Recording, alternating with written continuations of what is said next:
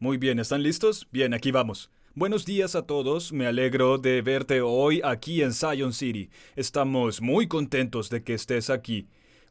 Una de las cosas que quiero hacer antes de entrar en esta nueva serie, en esta nueva colección de charlas sobre Primera de Corintios, quiero tomar un momento y hacer una pausa y orar sobre las finanzas y la bendición de Dios en tu vida. Hemos hecho un montón de compromisos respecto a Hearts for Zion y estoy muy emocionado de poder decirte, a partir de la semana pasada, hemos sobrepasado los $2 millones dados en efectivo y donaciones a Heart for Zion para el nuevo edificio y los nuevos proyectos que tenemos.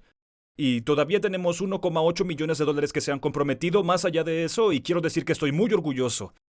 Muchas gracias por tu generosidad y donaciones. Ha sido sorprendente ver lo que el pueblo de Dios está haciendo en respuesta a lo que Dios ha hablado a sus corazones. Hay algo muy emocionante que viene este próximo sábado 18. Si estás interesado en servir, vamos a tener un día de voluntarios en la nueva ubicación del campus entre Ajo y Mission. Así que quiero animarte a que si quieres venir el sábado y ayudarnos con algunos trabajos ligeros y tal vez alguna cosa de limpieza y demolición alrededor de la propiedad, nos encantaría que vinieras y formaras parte de ello. Puedes ir a la página web e inscribirte o simplemente llegar para participar. Va a ser un día asombroso en el que se va a empezar a trabajar y a ver lo que Dios va a hacer. Pero quiero tomar un momento para orar por ti antes del mensaje. Sé que esta temporada puede ser un reto para muchos, sé que con todo lo que está ocurriendo, con los intereses, la inflación y la economía que enfrentamos, el precio de las cosas cotidianas que utilizamos está aumentando y sé que eso puede crear presión. Pero quiero que sepas que Dios dice en su palabra que si buscamos primero su reino y su justicia, todas estas cosas nos serán añadidas. Dios va a cuidar de ti. Y por eso quiero orar por ti, Padre. Ruego que donde quiera que haya miedo, ansiedad, preocupación y estrés, Señor, nos enfrentemos a eso y liberemos un espíritu de fe, Dios. Incluso en nuestro dar, Señor, mientras damos, no podemos dar sin fe.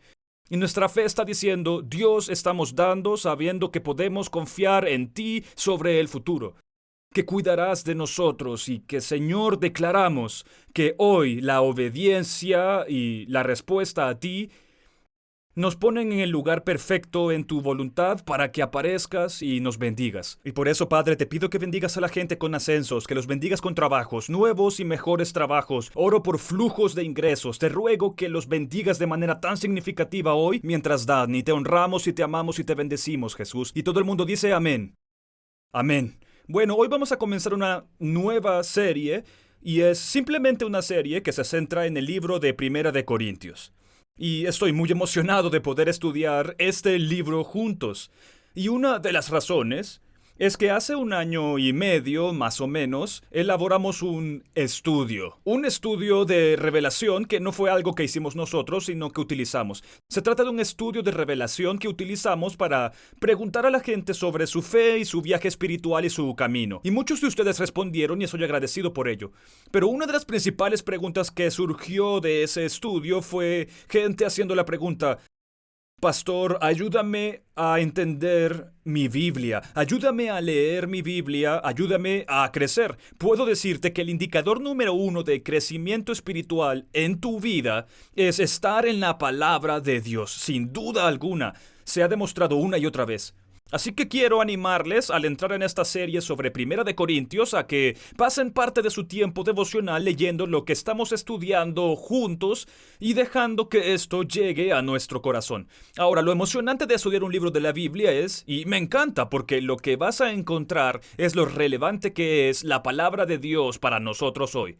Tomamos un pasaje de la Escritura y lo repasamos sistemáticamente. Y lo que vas a encontrar es que la palabra de Dios, aunque fue escrita hace miles de años, sigue siendo relevante. Es como si casi realmente se leyera como los titulares que vemos en las noticias y vemos en redes sociales hoy en día y lo que estamos viviendo. Y al leer esto y ser tan aplicable a donde estamos, nos da una sensación de conexión con algo que Dios ha estado haciendo literalmente durante miles de años.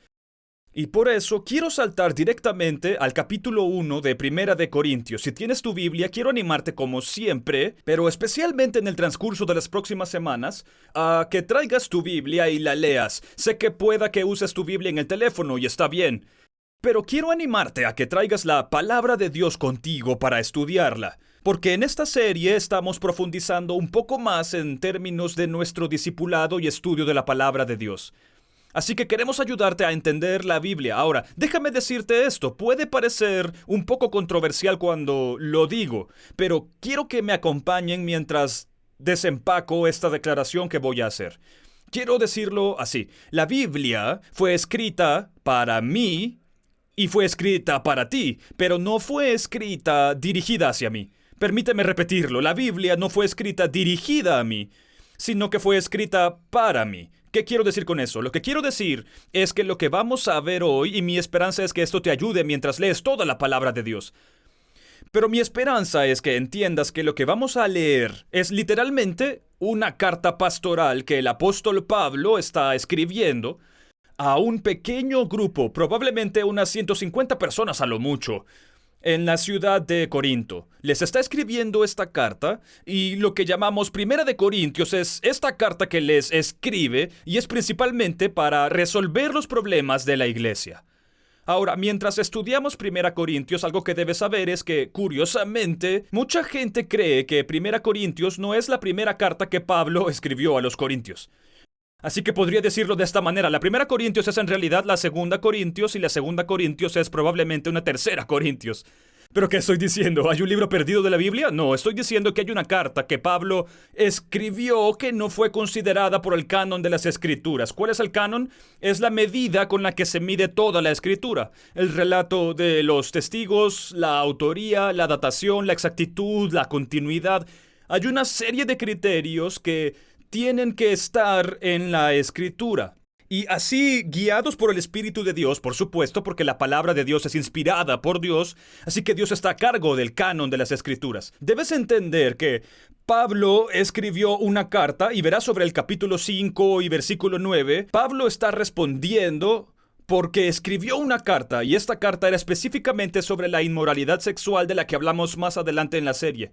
Pero él dijo, tú lo malinterpretaste, así que ahora te escribo de nuevo, pero también para responder a algunas de las preguntas que tienes. Así que en realidad todo este libro de la Biblia trata de resolver problemas en la iglesia. Y vas a descubrir que muchos de los problemas que todavía tenemos hoy en día eran problemas que estaban presentes en los primeros comienzos de la iglesia. Así que vamos a hablar de Corinto durante unos segundos antes de entrar en el capítulo 1, versículo 1. Corinto se encuentra en lo que hoy llamaríamos la Grecia moderna. Si lo imaginas, Grecia está en dos partes, algo así como una parte del norte de Grecia y una parte del sur. Si te fijas, hay una conexión de puente terrestre muy pequeña llamada istmo. Es una palabra difícil de decir, istmo. Si recuerdas eso de la escuela en geografía, es un pequeño puente de tierra entre estos pedazos de tierra más grandes. Justo ahí en el medio de ese puente de tierra está la ciudad de Corinto, dentro de la Grecia actual. Esto es importante porque hay dos mares. El mar Egeo en un lado bajo el mar, y esto era literalmente una masa de tierra por la que llegaban los viajes y el comercio. Y había dos formas de llegar. Se podía pasar por debajo de la parte sur de Grecia, que tenía unas 250 millas de distancia, o se podía ir a este pequeño istmo en el que se encontraba Corinto, que estaba a unas 3 millas por tierra. Y el otro problema es que ir al sur por debajo de la parte sur de Grecia era muy peligroso. Se hicieron varias declaraciones que decían que si alguna vez recorrías la península del sur, debías asegurarte de haber redactado tu testamento antes de tomar esa ruta, porque era muy peligrosa. Así que, ¿por qué te digo todo esto? Porque establece esta ciudad llamada Corinto, que es este lugar central desde el norte, el sur, el este y el oeste del comercio, el intercambio de la gente. A decir verdad, Corinto habría sido considerada una ciudad cosmopolita como lo que llamamos Nueva York o Los Ángeles o Las Vegas. Y lo cierto de Corinto es que vivían lo mismo que en las ciudades que mencioné. Cuando dicen lo que pasa en Las Vegas, bueno, lo que pasa en Corinto se queda en Corinto. Es literalmente la idea de Corinto. Y así este es un lugar que está lleno de todo tipo de cosas. No hay prejuicios, todo encaja, todo es aceptado. No hay ningún sentido de la moral. Es sobre la indulgencia, es interesante. Hay una frase en latín que se traduce como corintionizar a alguien, que significa que si eres corintianizado eres sensual, eres promiscuo, eres autoindulgente. Si vas al teatro griego, cada vez que se presentaba un personaje corintio, siempre estaba borracho, porque eso es lo que pensaban de su estilo de vida. Estaban constantemente borrachos, constantemente promiscuos. Hay un estilo de vida ligado a Corinto. Así que este es el lugar que literalmente leerás en el libro de los Hechos 18 que Pablo pasa cerca de 18 meses comenzando una iglesia incipiente. Así que cuando Pablo iba a una comunidad, era su práctica ir a la sinagoga judía y proclamar a Jesús a la gente judía para que se convirtieran en seguidores de Yeshua. Así que primero anunciaría a los judíos y luego, una vez que lo hubieran rechazado y expulsado o aceptado el mensaje de Jesús, se dirigiría a los gentiles. Bueno, Pablo había establecido esta iglesia en Corinto, lo que significa que Pablo había pasado 18 meses plantando esta iglesia. Conocía a la gente. Había una pareja que conoció en Corinto, se llamaban Aquila y Priscila. Seguramente habrás oído sus nombres en el libro de los Hechos y en todo el Nuevo Testamento. Era una pareja de creyentes judíos que había sido expulsada de Roma. Y entonces estaban allí, ya sabes, como parte de la sinagoga, y Pablo, que era fabricante de tiendas de campaña de profesión, y ellos eran fabricantes de tiendas, entablaron esta conversación. Pablo termina conduciéndolos a Jesús y se convirtieron en socios en términos de ministerio. También en la sinagoga había un líder de la sinagoga con el nombre de Sóstenes, que se convirtió a Cristo. Y así, en algún momento, todos son expulsados de la sinagoga y literalmente, según nos enseña la Biblia, se trasladan al otro lado de la calle, a la casa de un hombre justo, y comienzan esta especie de iglesia de cristianos del Nuevo Testamento. Ahora, Pablo está escribiendo a los corintios en respuesta a sus preguntas, en respuesta a lo que estás escuchando que está pasando. Y escribe esta carta unos 18 años después de que Jesús resucitara. Ahora, una cosa sobre Corinto que tienes que entender absolutamente, va a ser muy importante. Hay dos cosas que sucedieron en Corinto que fueron muy singulares. Una de ellas fueron los Juegos Infames. Juegos Infames, superada solo por los Juegos Olímpicos. Era una competencia atlética que se celebraba en esta zona. Ahora, de repente va a tener sentido para ti más adelante en Corintios, cuando Pablo está hablando de correr carreras, está hablando de competir por una corona, está hablando de todas estas cosas. Pablo está tomando literalmente lo que está sucediendo en la ciudad y aplicando los principios espirituales a los que están viviendo y lo que ven. La segunda cosa importante que debes entender sobre Corinto es que había un lugar. Corinto estaba en una colina, pero había una acrópolis mucho más alta. Déjame decirte la palabra exacta. La palabra es esta. Corinto es lo que llaman la acrópolis o el acrocorinto, que literalmente significa más arriba.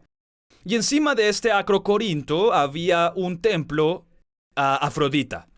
Afrodita, la diosa griega del amor. Parte de lo que era único en este templo era que se hablaba de más de 1000 sacerdotes que estaban en este templo. Ahora bien, no eran sacerdotes en el sentido que se podría pensar, sino que eran sacerdotes en el sentido de que eran prostitutas.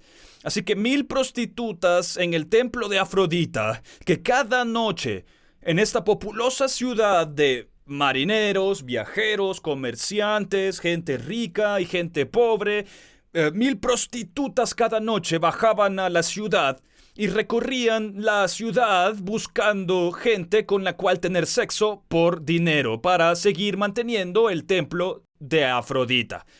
Así que cuando entiendes esta cultura que está sucediendo alrededor, ves a Pablo que estaba allí en una colonia romana que tenía una influencia griega con gente judía que se había reunido allí. Y Pablo llega y planta la iglesia. Y a medida que esta iglesia comienza a crecer y él se aleja, hay problemas serios que comienzan a surgir en la iglesia de Corinto. Y lo que me encanta del libro de Corintios es esto. En 1 Corintios capítulo 4, versículo 14, Pablo dice: no les escribo estas cosas para avergonzarlos, sino para advertirles, como mis amados hijos míos. Debes entender que mientras Pablo es implacable e inflexible en sus declaraciones, llamándoles a filtrar cada parte de sus vidas a través del Evangelio para asegurarse de que el Evangelio es el centro de sus vidas sexuales, el centro de sus matrimonios, el centro de sus dones espirituales, el centro de sus relaciones con los demás, con la iglesia, los llama a este estilo de vida para Jesús en un lugar muy oscuro. Pero no lo hace para avergonzarlos o no lo hace para golpearlos, sino que dice: soy como un padre que viene a ti y te animo a vivir para Jesús en este lugar. Ahora, es interesante, en el primer capítulo de Corintios, quiero empezar en el versículo 1, quiero leerlo y vamos a caminar a través de este primer capítulo de Corintios 1. Yo, Pablo, elegido por la voluntad de Dios para ser un apóstol de Cristo, escribo esta carta junto con nuestro hermano Sóstenes. Muchos creen que Sóstenes abandonó Corinto y se fue a entrenar y ser mentoreado por Pablo. Y por eso está escribiendo esta carta como un apóstol, un enviado que ha ido a plantar esta obra, y Sóstenes está ahí también enviando saludos. Va dirigida a la iglesia de Dios en Corinto, a ustedes que han sido llamados por Dios para ser su pueblo santo. Él los hizo santos por medio de Cristo Jesús, tal como lo hizo con todos los que en todas partes invocan su nombre, el del Señor Jesucristo, Señor de ellos y nuestro. Así que este es un simple saludo. La forma típica de los escritores del Nuevo Testamento es que comienzan presentando quiénes son y luego generalmente dan gracias por algunas cosas en particular y luego explican su mensaje. Hoy en día escribimos las cartas completamente opuestas. Empezamos nuestras cartas con todas nuestras razones y todas las cosas que tenemos que abordar y al final decimos gracias y les hacemos saber quiénes somos. Así que por esa misma naturaleza, cada vez que recibo una carta, lo primero que hago es darle la vuelta o ir al final y ver de quién es esta carta. Pero Pablo es diferente. Los escritores del Nuevo Testamento son diferentes porque comienzan diciendo: hola, soy Pablo y estoy aquí con Sóstenes y les escribo a los santos que están en la ciudad de Corinto. Ahora, hay algo muy interesante al comenzar que creo que es muy importante para el mensaje de hoy. Dice: escribo a la iglesia de Dios que está en Corinto, de los santificados en Cristo Jesús, llamados a ser santos. Ahora bien, esta frase en la Biblia, y es por eso que es tan importante que tengas una Biblia, es posible que esté en cursiva o que esté anotado. Y lo que esto es que los intérpretes de la Biblia, todo el camino de vuelta al griego, insertaron esta frase porque lo que estaban diciendo es: esto es lo que pensamos que Pablo estaba tratando de decir, que está hablando a las personas que han sido llamadas a ser santas. Pero la realidad es que esa frase no está en el original. Ahora dirás: bueno, ¿y eso qué importa? Porque cuando leo esa escritura, lo que escucho que dice es: estás llamado a ser santo. Ahora, para muchos de nosotros esa es la forma en que pensamos. Bueno, estoy tratando de ser mejor, estoy tratando de ser piadoso, tratando de convertirme en un santo. Y especialmente si vienes de ciertas persuasiones, ya sabes, piensas que un santo es: tienes que morir y tienes que hacer milagros y tienes que hacer estas cosas para ser un santo. Eso no es en absoluto lo que enseña la Escritura. La palabra santo, en la palabra agios, que se nos da como palabra, la palabra santo, Pablo no les está diciendo te convertirás en un santo. Lo que realmente dice, creo, es esto. Dice: han sido llamados por Cristo, ustedes son santos. Lo que esto significa es que Pablo está escribiendo esta carta porque ha habido fallas morales dentro de la iglesia. Está escribiendo por la división. Está escribiendo a causa de los problemas. Y esto es lo que Pablo trata de expresarles. Aunque tu comportamiento no haya estado necesariamente a la altura, quiero que entiendas que lo que haces no cambia lo que eres. Verás, para muchos de nosotros sentados aquí hoy pensamos que, bueno, si yo fuera mejor, que Dios me aceptaría. Necesito decirte que cuando entregas tu vida a Cristo, la Biblia dice que eres lavado y santo y limpio. Tu posición no cambia a causa de tu comportamiento. Ahora, mientras caminas con Jesús, espero que tu comportamiento esté cambiando absolutamente por caminar con Jesús. Pero para muchos de nosotros en el mundo de la iglesia hoy en día pensamos que tengo que modificar mi comportamiento para llegar a ser lo que Dios me llama a ser o para ser aceptable para Dios. Y te digo que la forma en que recibes la aceptación de Dios es rindiéndote a Dios y poniendo tu fe en Jesucristo, y eres un santo. Así que no te confundas. La diferencia entre lo que eres y lo que haces o lo que Dios ha hecho de ti y el comportamiento con el que estás luchando. Ahora, déjame decirte esto porque creo que es muy importante. Queremos lo que algunos llamarían una espiritualidad rápida. Queremos venir a Jesús en el primer día y tenerlo todo listo en el segundo día y caminar sobre el agua en el tercer día. Y espero que eso te ocurra, pero la realidad es esta, sinceramente.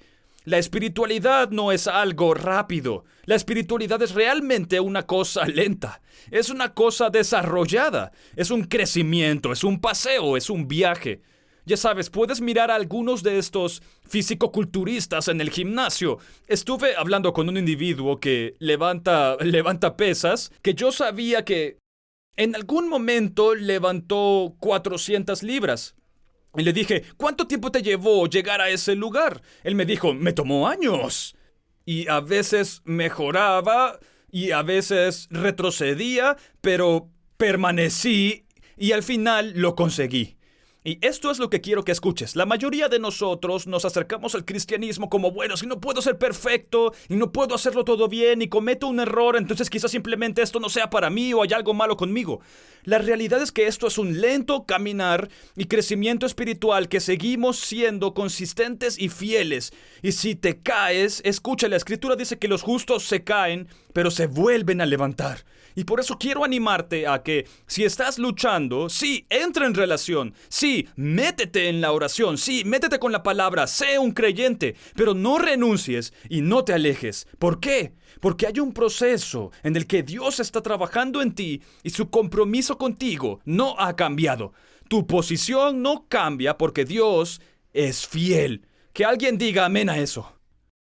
Y así, al continuar, Pablo comienza a dar gracias. Dice, siempre doy gracias a mi Dios por ustedes y por los dones inmerecidos que les dio ahora que pertenecen a Cristo Jesús. Por medio de él, Dios ha enriquecido la iglesia de ustedes en todo sentido, con toda elocuencia y todo el conocimiento que tienen. Eso confirma que es verdad lo que les dije acerca de Cristo. Ahora tienen todos los dones espirituales que necesitan mientras esperan con anhelo el regreso de nuestro Señor Jesús. Escucha, puede que sientas que no tienes suficiente. Tienes que entender que cuando aceptaste a Cristo, Él dice, he puesto a tu disposición todo lo que necesitas. Solo tienes que caminar en Él, solo tienes que tomar decisiones y elegir y comprometerte a cumplir con lo que te ha dado. Continúa diciendo en el versículo 8, dice, Él los mantendrá firmes hasta el final, libres de toda culpa el día que nuestro Señor Jesucristo, Dios es fiel para hacer lo que dice y los ha invitado a que tengan comunión con su Hijo Jesucristo. El versículo 10, aquí se convierte en el tema principal que Pablo va a empezar a tratar. Y esto me parece fascinante porque Pablo comienza abordando la división.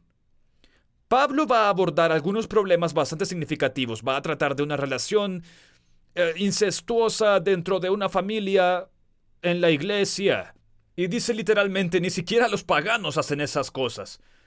Así que hay algunos temas bastante serios que está abordando. Él va a abordar los temas del matrimonio, va a tratar la resurrección de Jesús, la comunión, el rito apropiado, los dones espirituales, va a abordar el amor, va a abordar todas estas cuestiones importantes, pero comienza toda la carta abordando el tema de la división y la unidad en relación con la división. Esto es lo que dice, amados hermanos, les ruego por la autoridad de nuestro Señor Jesucristo, que vivan en armonía los unos con los otros, que no haya divisiones en la iglesia.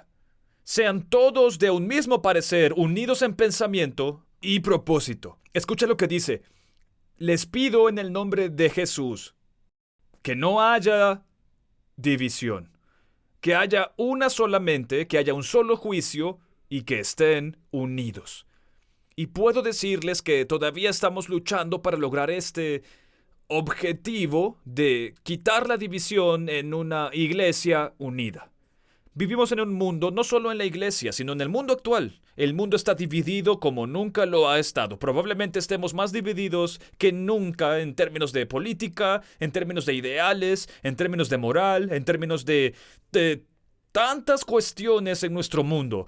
Seguro que podrías añadir más a la lista, y estamos divididos. Somos de mentalidades diferentes. Existe literalmente dentro de nuestra cultura actual una frase que se ha hecho popular, lo llamamos la cultura de la cancelación. Y la cultura de la cancelación es simplemente esto: si no estoy de acuerdo contigo, o si has hecho algo con lo que no estoy de acuerdo, entonces en masa simplemente te cancelaremos. Estás muerto para nosotros. La forma en que vamos a presionarte es actuando como si no existieras y te cancelamos. Y la realidad es que no puede haber nada más alejado del evangelio que la cultura de la cancelación. Y la razón por la que esto es tan desafiante es que esto se ha introducido en la iglesia. Porque ahora incluso dentro de la iglesia, bueno, no me gusta especialmente eso. No me interesa eso, no es mi preferencia. Así que simplemente renuncio y te cancelo. Y ya no voy a ser parte de donde Dios me llama a estar, no porque Dios me haya llamado, no porque haya paz y alegría y Dios me envíe. No, no, no. Voy a cancelar todo y voy a vivir en la división en lugar de la unidad. Y así estamos viviendo en este mundo que 2000 años después todavía estamos lidiando con las divisiones. Es lo primero que Pablo habla. ¿Será que la unidad es la clave para abordar cualquier otro tema en la iglesia? ¿Será que Pablo dice, si no se unen todos, no puedo ocuparme de su pureza sexual, no puedo lidiar con tu matrimonio, no puedo lidiar con la comunión, no puedo lidiar con los dones espirituales, no puedo tratar el capítulo del amor hasta que no tengas una sola mente y un solo corazón? Verás, la cultura de la cancelación está pensada para destrozar. Y quiero que entiendas algo. Toda la naturaleza de este libro es que Pablo escribe porque los corintios habían fracasado moralmente. Habían fallado en la unidad. Habían fallado en todo el punto de este libro que les estaba escribiendo porque no estaban haciendo lo que Dios deseaba. Y la belleza es que Dios no los canceló. Dios permaneció fiel. Su posición no cambió, aunque su comportamiento debía cambiar. Así que Pablo llega como un padre para amonestarlos amorosamente y decirles, no, no, no, no, Dios tiene una mejor manera de vivir. Y así, al leer esto, dice, les doy gracias a ustedes, quiero que sean de un mismo pensar, que tengan un solo corazón, así como ha sido confirmado el testimonio de Cristo en ustedes para que no les falte ningún don. Sigamos leyendo, lea abajo, dice, pues algunos de la casa de Cloé me contaron de las peleas entre ustedes. Mis hermanos, lo que significa que algunos de ustedes dicen esto: yo soy seguidor de Pablo. Otros dicen yo sigo a Apolos, o yo sigo a Pedro, o yo sigo a Cristo. Ahora, cuando se lee esa lista, entendemos a Pablo, porque Pablo fue el que estableció la iglesia. Muchos creen que fue Apolos, y sabemos que Apolos vino porque Apolos fue presentado a Aquila y Priscila, quienes realmente le enseñaron más del Nuevo Testamento, del Nuevo Pacto, en lugar del Antiguo. Era un orador elocuente y mucha gente cree que Pablo no era tan buen orador, era mejor escritor que orador. Y así, la gente estaba eligiendo su estilo y sabor de líder y decían, bueno, no me gusta Pablo, me gusta Apolos. Hay gente que creía que Pedro debía estar allí porque había gente que decía, bueno, yo sigo a Pedro porque él realmente me entiende. Y hoy vamos en el mismo tipo de mundo. Tenemos tantos predicadores de internet y tú y yo tenemos gente que dice, oh, necesitas seguir a este o escuchar a aquel y ese tipo es genial y de hecho todos ellos pueden ser fantásticos. Pablo, Apolos, Pedro y Jesús, todos eran fantásticos. Pero la realidad es que nunca debe crear división dentro del cuerpo de Cristo. Es interesante, muchos leerían esa lista y dirían que hay algunos que dicen, bueno, yo sigo a Cristo, esos son los que están en lo correcto. Y la realidad es entender que Pablo está poniendo esto en la lista de la división. Así que algunos dicen literalmente, no sigo a ningún hombre, solo sigo a Jesús. Y hacen división incluso al decir sigo a Jesús. A veces hay gente que dice yo no necesito ninguna iglesia, no necesito ningún líder, a ningún pastor, solo sigo al Señor. Y Pablo dice eso causa tanta división como el que elige a un líder. No se supone que estemos en la división, se supone que estamos en unidad. Y Pablo comienza a plantear la pregunta. Dice, ¿acaso Cristo está dividido? ¿Fui yo, Pablo, crucificado por ustedes? ¿Fue alguno de ustedes bautizado en el nombre de Pablo? Agradezco a Dios que no bauticé a ninguno de ustedes excepto a Crispo y Gallo, porque ahora nadie puede decir que fue bautizado en mi nombre. También bauticé a la casa de Estefanás, pero no recuerdo haber bautizado a nadie más, pues Cristo no me envió a bautizar, sino a predicar las buenas nuevas. Y no con palabras elocuentes para que la cruz de Cristo se despoje de su poder. Porque la palabra de Dios es locura para los que se pierden, pero para los que se salvan es el poder mismo de Dios. Pablo dejó algo muy claro. Lo hizo tan simple y tan sencillo para los corintios e incluso para nosotros. Él dice, entiende que en primer lugar esto no es una iglesia de los hombres. Esta es la iglesia de Dios. Jesús está a cargo de la iglesia. Así que aunque pueda servir en un papel de pastor principal, en última instancia no soy más que un subpastor del pastor principal Jesús. Esta es su iglesia. Y por eso no puedo atribuirme el mérito de todo lo que ocurre ni culparme de todo lo que ocurre, porque probablemente podría atribuirme más culpa que crédito. Pero la realidad es que esta es la iglesia de Jesús. Está a cargo de la iglesia. Y así Pablo comienza a escribir, comienza a hablarles diciendo, escuchen, Cristo no está dividido. Y habla de ello aún más profundamente en el capítulo 3. Habla de cómo todas y cada una de esas personas han llegado y han jugado un papel en tu desarrollo. Pablo plantó una semilla y Apolos le echó agua a la semilla, pero en última instancia es Dios quien lo es todo y es Dios quien te ha dado el incremento. Nos apresuramos en nuestra cultura en apegarnos a un predicador en particular, a una doctrina o a una denominación, a una persona en particular, y de alguna manera pensamos que todos los demás son inferiores. Y cuando hacemos eso, en realidad disminuimos lo que Dios está haciendo, porque Dios dice, no, esta persona puede que siembre una semilla y alguien más puede regarla y alguien más puede cultivar la tierra de esa semilla. Pero en última instancia, si hay una cosecha, esta solo llega porque Dios crea el crecimiento. Estás aquí hoy porque Dios, el Espíritu Santo, te atrajo. El Espíritu Santo inició en ti el deseo de servir. Dios te atrajo por su Espíritu. Estás aquí porque Jesús murió por ti y el Espíritu de Dios te atrajo. Y cualquier madurez espiritual que tengas encuentra su origen en el Espíritu Santo. Y el Espíritu Santo es el que comienza la obra y la completa en ti. Ahora, mi trabajo u otros trabajos en tu vida, tal vez seas un visitante y vayas a una iglesia diferente. El trabajo es simplemente venimos y regamos y plantamos y sembramos la semilla. Mi trabajo cada semana es sembrar la semilla de la palabra de Dios y dejarla caer. Yo diría que tu trabajo es asegurarte de que la tierra de tu corazón es buena para recibir esa palabra. Y se puede ver que en los evangelios que tiene algo de profundidad, que no es rocosa, no está llena de malas hierbas y ese tipo de cosas, sino que es una buena tierra que recibe la palabra de Dios, pero en última instancia es Dios quien da crecimiento a esa semilla y crea algo espiritual, algo nuevo de tu vida. Así que hablemos de la unidad por unos momentos, porque creo que la unidad es un concepto muy poderoso. ¿Por qué la unidad? Deuteronomio 32:30. Que uno hará huir a 1000 y 2 harán huir a 10,000. La unidad nos da una mayor eficacia en términos de que mientras la iglesia está en unidad, somos mayores en nuestra eficacia en el mundo. Nuestra eficacia como testigos es mayor. Y una de las cosas que necesitamos, y creo que fue Will Ford quien lo dijo hace unas semanas, que la iglesia, el mundo necesita más que nunca que seamos una iglesia que está unificada. No solo Zion City, sino el cuerpo. Cualquiera que predica a Jesucristo, que murió y resucitó, que es el camino al cielo, cualquiera que predica en esas iglesias unificadas, cuando estamos juntos, cuando nos unimos, el mundo lo ve. Cuando somos iglesias unidas, hacemos que el enemigo huya. El Salmo 133 dice esto: mirad cuán bueno y agradable es cuando hermanos y hermanas viven en armonía. Es como aceite precioso que corre por la barba de Aarón y desciende hasta sus vestiduras. Es como el rocío de Hermón que cae sobre el monte de Sión, porque allí el Señor enviará bendición y vida eterna.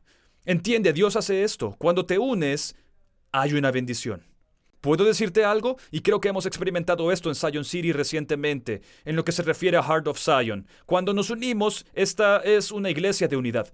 Caminamos en unidad, no nos peleamos por el color de las alfombras ni por las pequeñas cosas no esenciales. Y escucha, hay cosas que algunos pensamos que son más importantes que otras y eso está bien, pero la realidad es que somos una iglesia que contiende, lucha y protege la unidad. Y porque lo hacemos, el resultado es que Dios dice que donde hay unidad, hay bendición. ¿Puedo hablar con los padres un segundo? Escucha, si no estás en unidad en la forma en que estás criando a tus hijos, Dios no puede traer una bendición donde no hay unidad.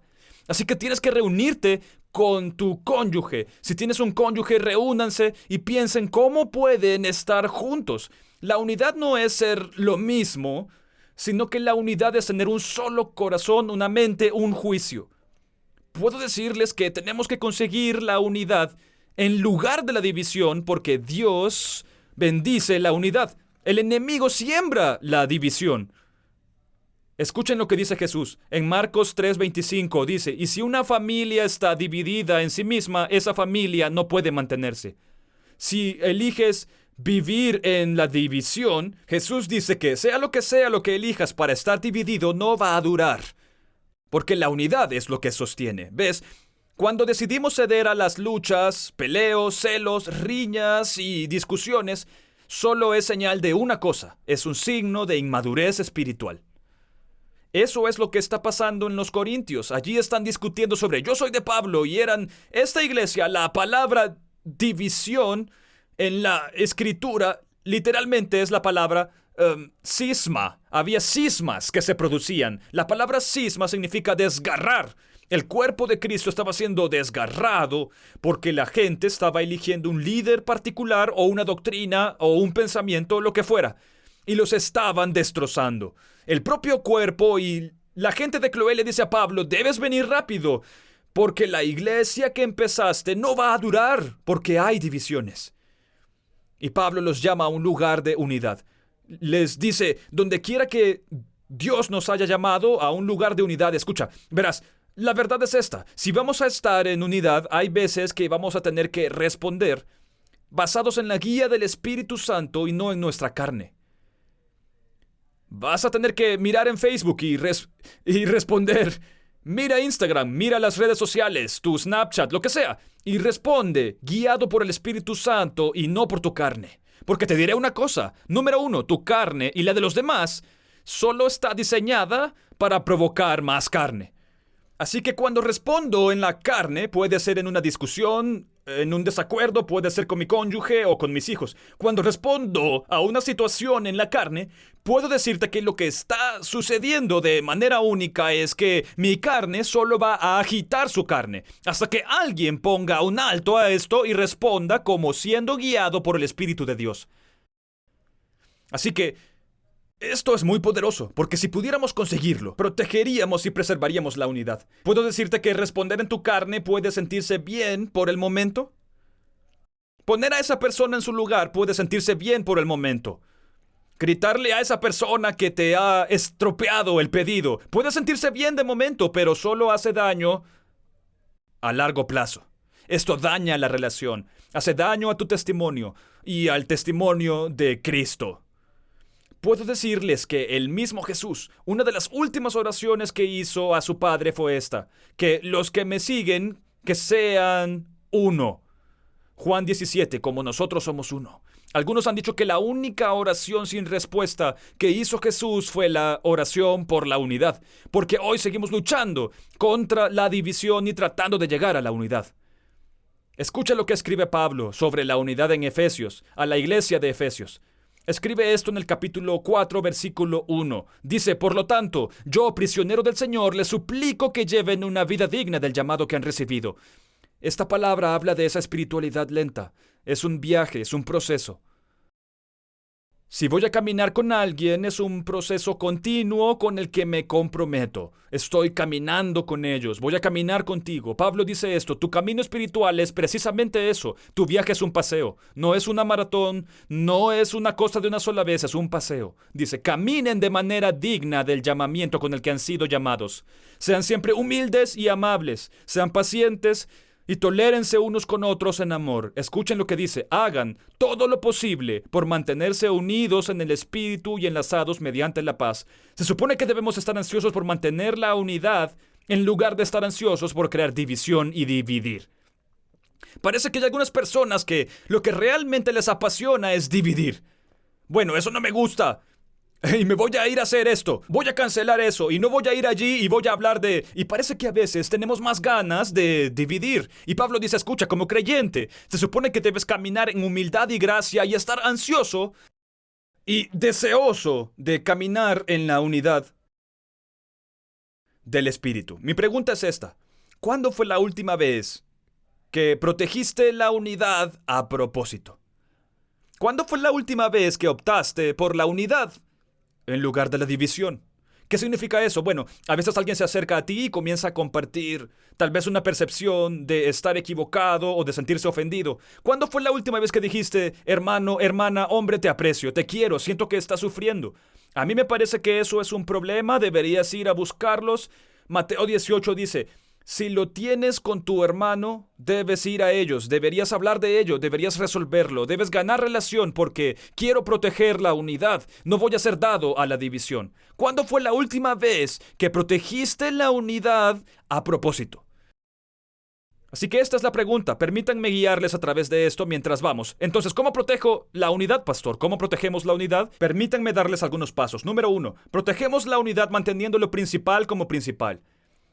Quédate con hacer principal lo principal. Hay algunas cosas principales dentro del cristianismo: la muerte y resurrección, la vida, muerte y resurrección de Jesucristo, el hecho de Jesús, la deidad de Jesucristo.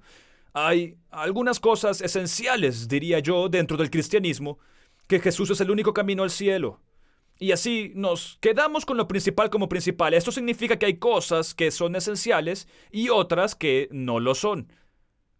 Hay algunas cosas, incluso dentro de nuestro cuerpo, que no son esenciales, no son una cuestión de salvación, no son una cuestión de evangelio, solo son cuestiones secundarias.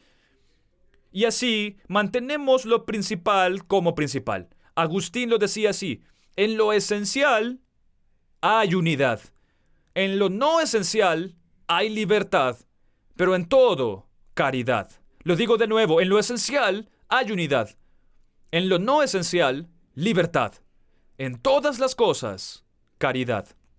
Verás, hay algunas cosas en las que podemos estar de acuerdo en no estar de acuerdo.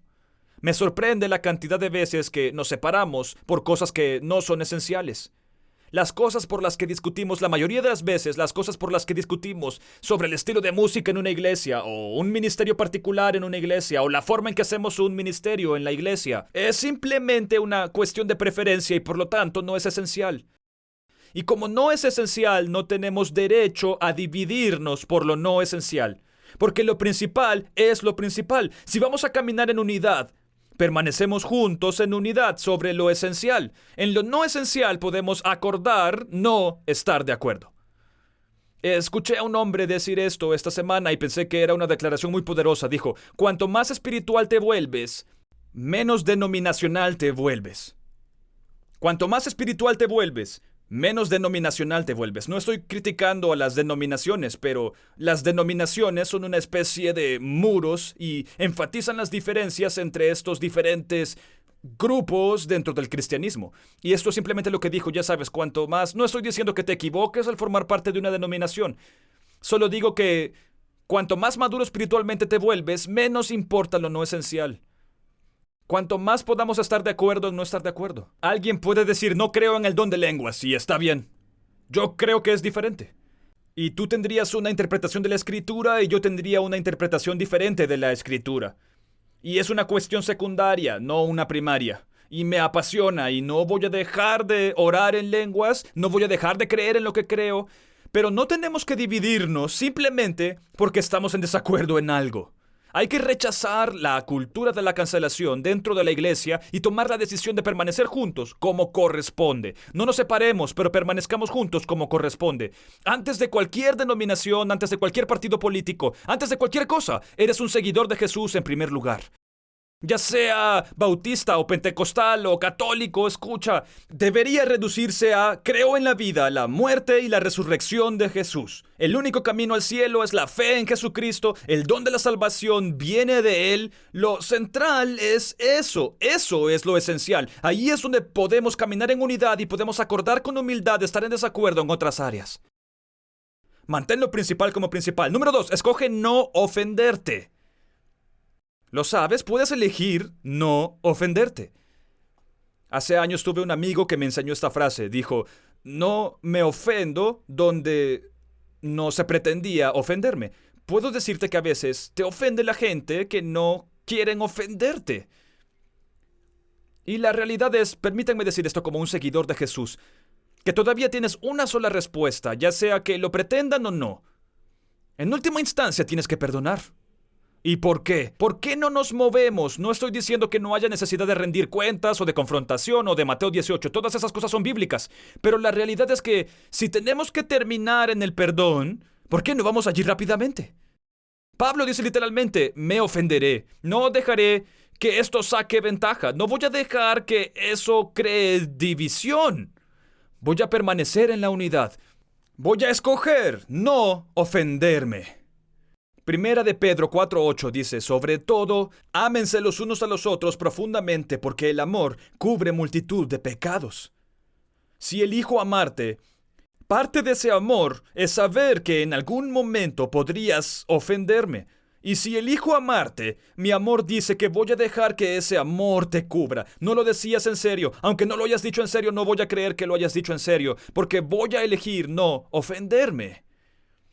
Entiendes que la ofensa es la táctica número 1 del enemigo para crear división. La forma número 1 en que el enemigo divide las iglesias es a través de la ofensa. Podría llevarte a cada división de la iglesia, podría llevarte a cada cosa divisoria que ocurre en la iglesia. Y si lo resumimos, nunca se trata del color de una alfombra, nunca se trata de un tema no esencial, siempre se trata de una ofensa. Una traición. Siempre se trata de una ofensa percibida. Siempre hay una ofensa en la raíz, en el origen. Tenemos que ser deliberados en cuanto a proteger la unidad y no ofendernos.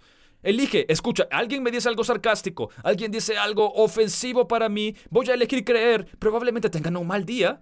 No lo decían en serio, y aunque no lo hayan hecho a propósito, no voy a recoger esa ofensa. Escucha, puedo decirte que para algunos de nosotros, cuando la gente se acerca y empieza a contarte todas las cosas que te han pasado, es tan fácil para nosotros recoger las ofensas de nuestros amigos y familias y las llevamos a cargo. Escucha, sé el tipo de seguidor de Jesús que dice: ¿sabes qué? Puedes ser ofendido y puedo sentir por ti y puedo tener empatía por ti, por tu dolor, pero no voy a recoger tu ofensa. No voy a recibir los chismes, no voy a recibir la división, porque la unidad es lo que Dios bendice. Pablo les llama a la unidad. Proteges la unidad mostrando gracia y humildad cuando estamos en desacuerdo. Mostrando gracia, podemos estar en desacuerdo. He oído decir que la virtud número 1 del cristianismo es la humildad. Que por encima de todo debemos poseer humildad, la humildad de Cristo. Te daré los 3 primeros. El número 1 es la humildad, el número 2 es la humildad, el número 3 es la humildad. Porque necesitamos operar en gracia y humildad con los demás. Lo siguiente, ¿cómo protejo la unidad? Otra forma de proteger la unidad prácticamente es: mantén tu boca cerrada. Sé que es un concepto novedoso, lo he dicho durante años. Solo no tienes que decir todo lo que piensas. Yo iría un paso más allá. No tienes que pensar todo lo que piensas incluso, pero la realidad es que tú y yo podemos mantener la boca cerrada. Escucha lo que dice la Biblia sobre mantener la boca cerrada. Proverbios 17:28 dice: hasta los necios pasan por sabios y permanecen callados. Parecen inteligentes cuando mantienen la boca cerrada. Quizás puedas subir tu IQ por unos 25 puntos si te callas. Podría ayudar, pareces más inteligente para todos. La gente que no habla es la que todo el mundo considera inteligente. Eso es lo que nos enseña la Escritura. Puedo decir que en el momento en que abrimos la boca, a veces se ve rápidamente nuestra inteligencia o falta de ella. Escucha esto. Pensé que esto es una imagen de hoy en día. Proverbios 18:2 dice: a los necios no les interesa tener entendimiento, solo quieren expresar sus propias opiniones. Un tonto se dedica a hablar en lugar de escuchar. Los proverbios dicen que un necio es aquel que ama sacar su opinión. Esto es lo que pienso, en lugar de entender por qué la gente hace lo que hace. Si buscamos entender, no digo que vayamos a estar de acuerdo. Podemos estar en desacuerdo. E incluso puede ser un punto esencial en el que digamos, escucha, no creo que siempre vayan al cielo. No creo que todas las religiones sean iguales. No lo creo. Pero aún puedo amarte y aún puedo operar en gracia y humildad y puedo dar testimonio y amarte. Pero no tengo que discutir contigo. Y por último diría esto, ¿cómo protegemos la unidad? Modela madurez para los inmaduros. Puedo decirte que hay personas que observan cómo vas a responder cuando te ofenden, cuando se aprovechan de ti, cuando te abordan, cuando te persiguen. Van a ver cómo respondes. Y los inmaduros te están observando. No dudes que tus hijos están viendo cómo vas a responder cuando las cosas no salen como quieres. Están mirando. Y una de las formas de proteger la unidad es que los que somos espiritualmente maduros nos comportamos y respondemos de forma madura. Y entonces los inmaduros pueden aprender de ese modelo y ejemplo la forma madura de proteger la unidad. Pablo termina esta porción de la Escritura y dice esto: el mensaje de la cruz es locura para los que perecen, pero nosotros que somos salvos sabemos que es el poder mismo de Dios. Ahí es donde quiero terminar hoy. Escucha, toda esta unidad, todo lo que hemos hablado, todo en términos de todo se remonta a la obra terminada de Jesús en la cruz. Ese es el poder. No es solo el poder por el que vivimos, es el poder del que vivimos.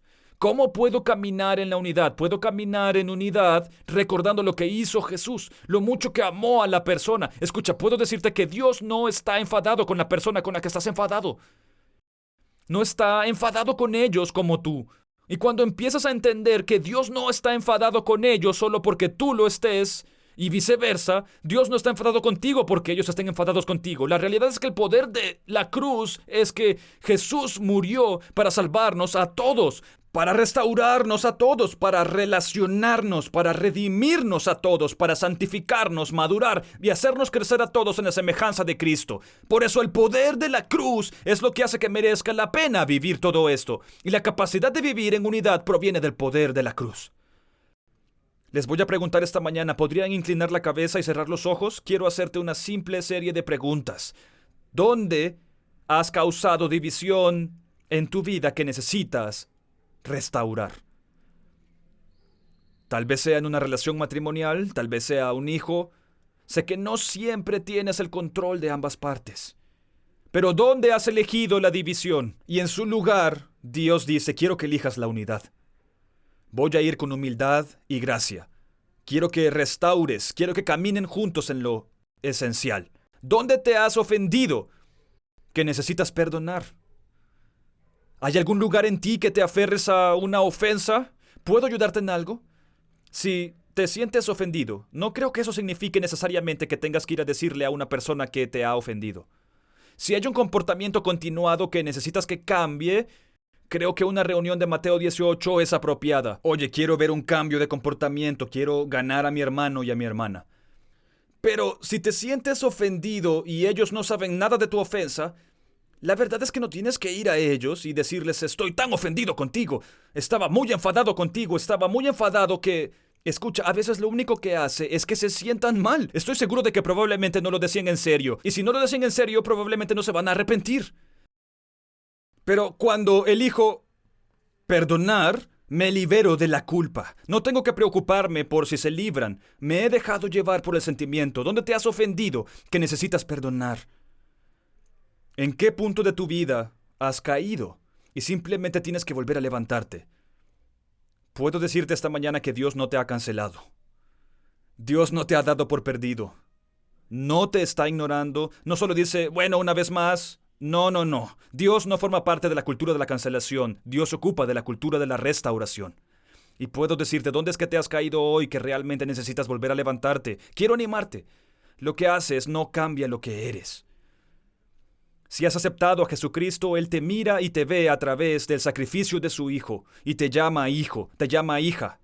Y por eso nos llama a levantarnos de nuevo como justos para desempolvarnos. 7 veces dice la Biblia que se vuelven a levantar, y otra vez y otra vez. Si te caes, vuelve a levantarte y sigue a Jesús.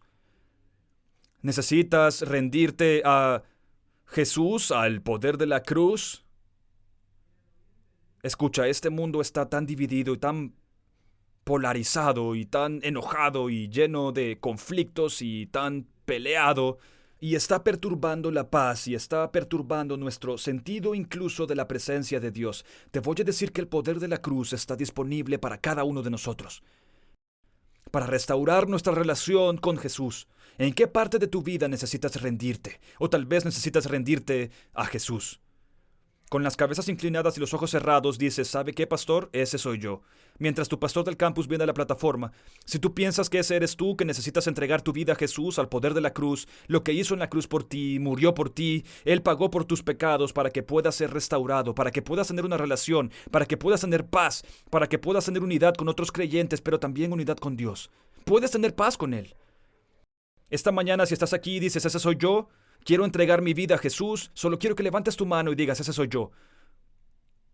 ¿Podría orar por mí, pastor? Solo quiero orar por ti. Puedes bajar las manos, pero quiero que hagas esta sencilla oración. Jesús, gracias por morir en la cruz. Para mí, hay poder en lo que hiciste, porque pagaste por mis pecados. Me diste libertad. Me diste un nuevo comienzo y me hiciste una nueva creación. Y hoy te entrego mi vida. Te pido que me perdones. Pero ven a mi vida y ayúdame a caminar contigo. En el nombre de Jesús te lo ruego. Todo el mundo dice amén. ¿Puedes dar un aplauso y bendecir y celebrar a los que han venido a Jesús? Que Dios te bendiga, te queremos y estamos emocionados por lo que Dios va a hacer en esta serie.